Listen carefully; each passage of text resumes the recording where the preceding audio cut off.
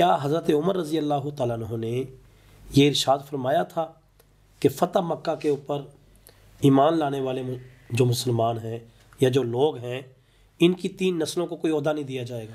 جی، مرزا نے یہ بات کی ہے، اور یہ بھی اس نے سیدنا معاویہ رضی اللہ تعالیٰ عنہ کے بغض میں سیدنا فاروق اعظم رضی اللہ عنہ پر جھوٹ بولا ہے۔ اللہ اکبر۔ اچھا، ویسے مرزا نے کئی دفعہ اپنی ویڈیوز میں یہ بات کی کہ جو کسی پر جھوٹا الزام لگاتا ہے اس کو 80 کوڑے لگانے چاہیے۔ ایسے ہی ہے۔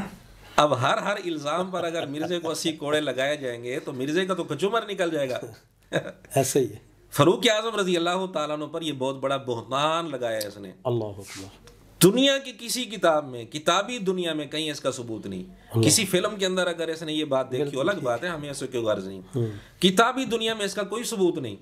یہ کہتے ہیں کہ فاروق اعظم رضی اللہ تعالیٰ عنہ نے سیدنا عثمان رضی اللہ تعالیٰ عنہ کا تذکرہ کرتے ہوئے اس نے کہا کہ سیدنا عثمان رضی اللہ تعالیٰ عنہ نے فتح مکہ پر اسلام لانے والوں کو گورنر لگا دیا، حالانکہ سیدنا عمر رضی اللہ تعالیٰ عنہ نے کہا تھا فتح مکہ پر اسلام لانے والوں کی 3 نسلوں کو عہدہ نہ دینا۔ یہ لفظ اس نے بولے ہیں مرزا نے، اور حضرت عمر رضی اللہ عنہ پر جھوٹ بولا ہے۔ حضرت امیر معاویہ کو حضرت عمر نے نہیں بالکل، یہی تو بات میں کرنے لگا تھا۔ اللہ اکبر۔ کہ سیدنا معاویہ رضی اللہ عنہ کو حضرت عمر نے ہی گورنر لگایا تھا۔ اللہ اکبر۔ شام کا گورنر خود بنایا، حضرت عمر نے خود بنایا تھا۔ جی۔ اب یہاں اس کو درد شروع ہو گیا، کہتے ہیں کہ جی وہ ایسا ہوا تھا کہ کوئی اور تھا نہیں، لوگوں نے جب ایک گورنر شہید ہوا یا فوت ہوا تو لوگوں نے خود ہی حضرت معاویہ کو منتخب کر دیا، گورنر بنا دیا۔ اچھا۔ تو حضرت عمر رضی اللہ عنہ تک جب خبر پہنچی تو انہوں نے کہا چلو ٹھیک ہے، لوگوں نے بنا دیا، چلو ٹھیک ہے، اب اس کو کیسے واپس لیں اور ان کو معزول کریں۔ یعنی سیدنا عمر رضی اللہ عنہ اتنے کوئی نعوذ باللہ کمزور تھے، ان کی حکومت اتنی کوئی کمزور تھی، لوگ جس کو چاہیں گورنر بنا دیں۔ اگر گورنری کے لیے وہ اہل نہیں تھے تو فاروق اعظم رضی اللہ تعالیٰ عنہ تو فوراً ان کو ہٹا دیتے۔ بالکل ایسے ہی، فوراً ہٹا دیتے۔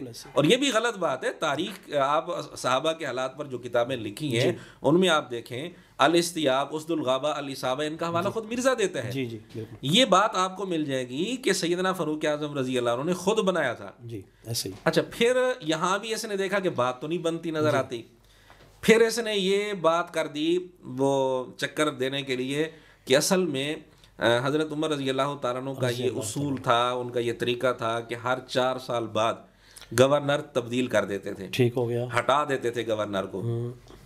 پہلی بات تو یہ کس کتاب میں یہ بات لکھی ہے؟ اچھا، صحیح سند کے ساتھ کوئی ثبوت پیش کریں۔ بالکل ٹھیک۔ دوسری بات، آپ کتابیں اٹھا کر دیکھیں، صحابہ کے حالات پر جو کتابیں ہیں ان سے آپ کو پتہ چلے گا کہ سیدنا معاویہ رضی اللہ تعالیٰ عنہ گورنر جب بنے تو فاروق اعظم رضی اللہ تعالیٰ عنہ کی جب شہادت ہوئی 4 سال اس وقت گزر چکے تھے، اچھا، کچھ دن اوپر گزر چکے تھے، صحیح، 4 سال سے زیادہ عرصہ گزر گیا تھا، صحیح۔ اور مرزا کہتے ہیں کہ اگر 4 سال تک حضرت عمر زندہ رہتے تو ان کو بھی ہٹا دیتے، حالانکہ 4 سال سے زیادہ عرصہ انہوں نے گزارا اللہ گورنری کا حضرت عمر رضی اللہ تعالیٰ عنہ کی زندگی میں۔ صحیح، یہ بھی اس کا جھوٹ ہے۔ ٹھیک ہے۔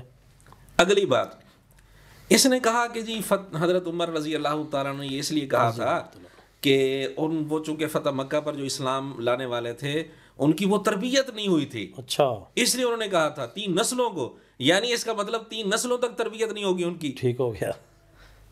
آپ حیران ہوں گے، جی، نبی پاک صلی اللہ علیہ وسلم نے مکہ کا جو ایک مرکزی شہر تھا، جی، اسلامی حکومت کا مرکزی شہر ہے، ابھی بھی ہے، مکہ کا گورنر، جی، پہلا گورنر جی جو مقرر ہو رہا ہے، عتاب بن اسید رضی اللہ تعالیٰ عنہ، وہ فتح مکہ پر مسلمان ہوئے ہیں۔ اللہ اکبر، واہ، یعنی اسی وقت مسلمان ہوئے۔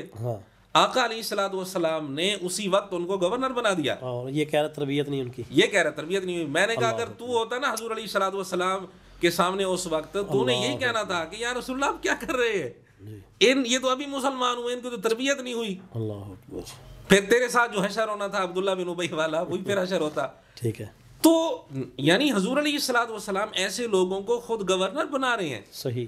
عتاب بن اسید کی زیادہ عمر بھی نہیں تھی، تقریباً کوئی 22 سال عمر تھی ان کی، اچھا، اسی وقت مسلمان ہوئے، حضور علیہ الصلوۃ والسلام نے گورنر بھی بنا دیا۔ حضور علیہ الصلوۃ والسلام کی زندگی تک وہ گورنر رہے، ماشاءاللہ۔ اگلی بات، صدیق اکبر رضی اللہ تعالیٰ عنہ جب تک زندہ رہے وہ گورنر رہے۔